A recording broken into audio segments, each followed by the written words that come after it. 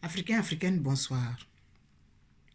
Je viens de faire un amer constat suite à une de mes vidéos qui a été publiée sur YouTube. Ça m'a amené à réfléchir et puis les différents commentaires que j'y ai lus m'ont rendu vraiment triste. Et dans ma réflexion, je suis arrivé à cet amer constat-là qui est celui qui dit que nous ne sommes pas sortis de l'auberge. Non, nous ne sommes pas sortis de l'auberge, même si nous sommes en 2020. Nous sommes aujourd'hui 24 janvier 2020. Nous essayons de faire la politique telle que nous l'avons vue se faire par celui qui est venu nous coloniser. Celui qui est venu avec violence nous imposer sa façon d'être. Nous essayons de faire la politique comme lui. Mais nous ne sommes pas lui. Et nous ne serons jamais lui. Nous avons embrassé des religions que nous essayons d'appliquer comme celui qui est venu nous l'enseigner. Mais nous ne pouvons pas faire comme lui. Parce que nous ne sommes pas lui.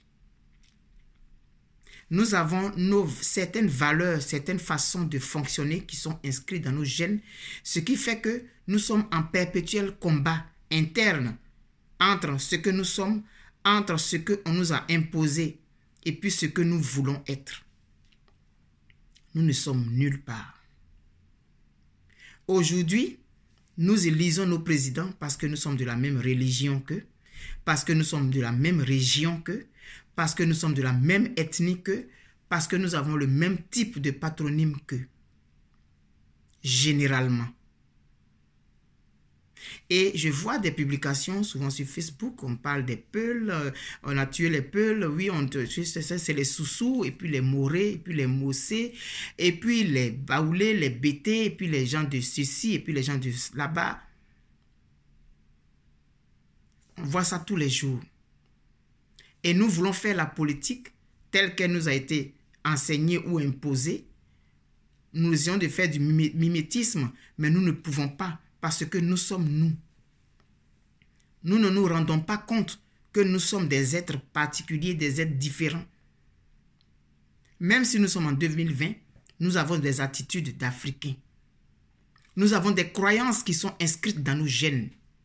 Même si on crie Jésus, Jésus tout le temps, on croit que les morts ne sont pas morts. Même si nous crions Jésus, Jésus tout le temps, il y a des attitudes instinctives que nous avons parce que nous sommes africains, parce que justement c'est inscrit dans nos gènes.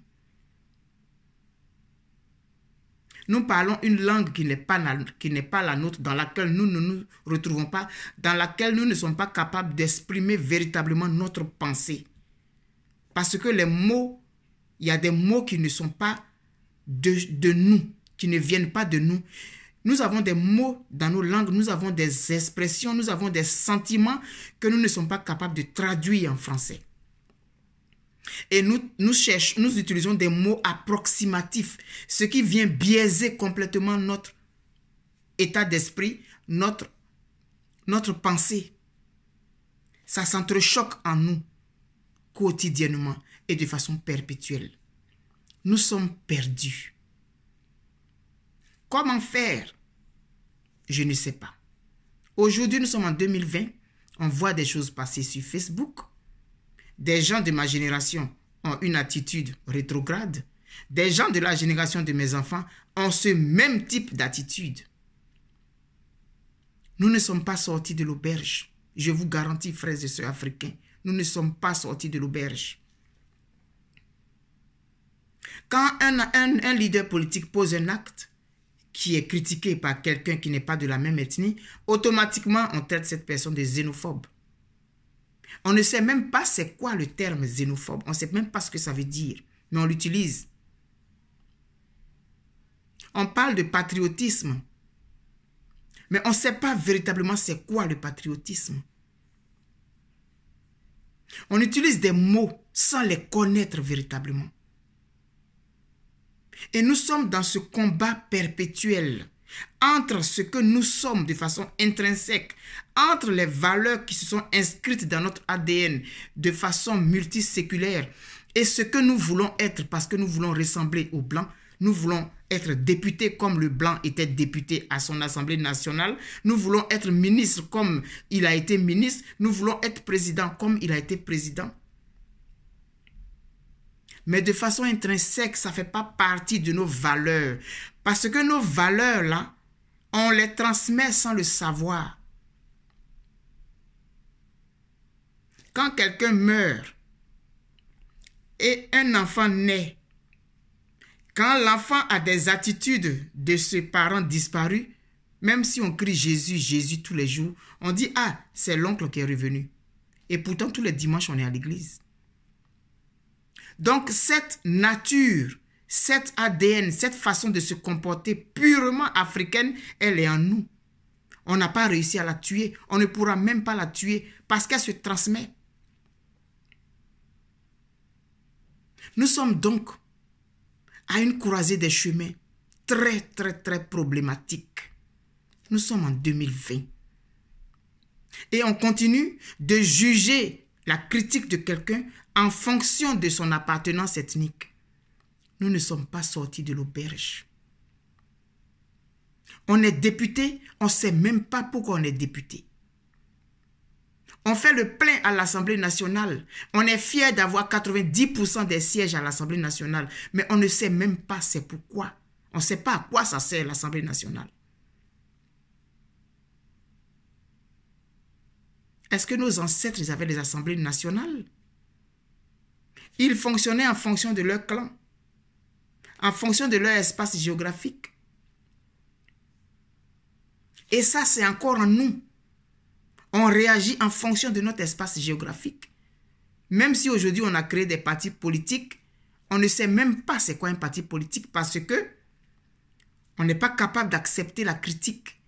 On est capable de détester quelqu'un à mort parce qu'il a critiqué mal ou bien parce qu'on estime qu'il s'attaque à notre parti politique. On est capable de lui en vouloir à mort, je vous dis.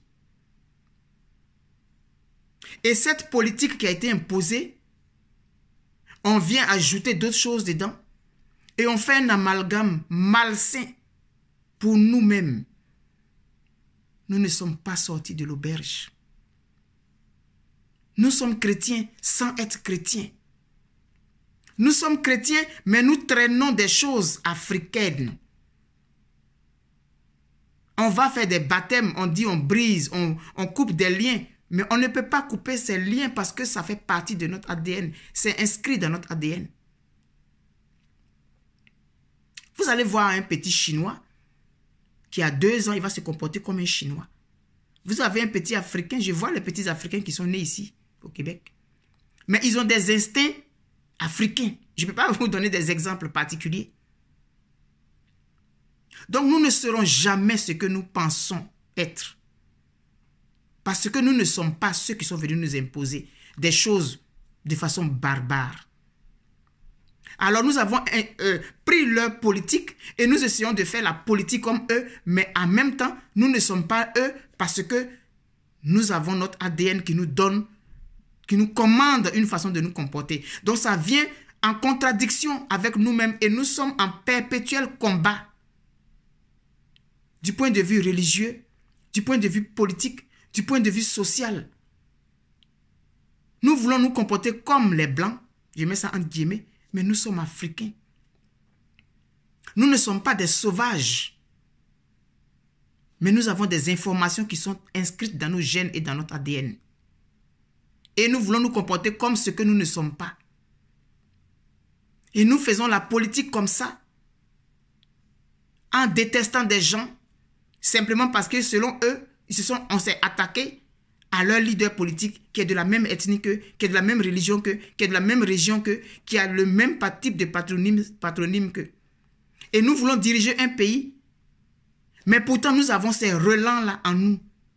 L'ethnicisme, il fait partie de nous. Ça va être difficile. Je ne sais pas comment on va s'en sortir, parce que je vois des enfants qui ont l'âge de mon enfant se comporter comme ça de façon rétrograde. Comment faire? Réfléchissons. parce que je pense que nous ne sommes pas sortis de l'auberge.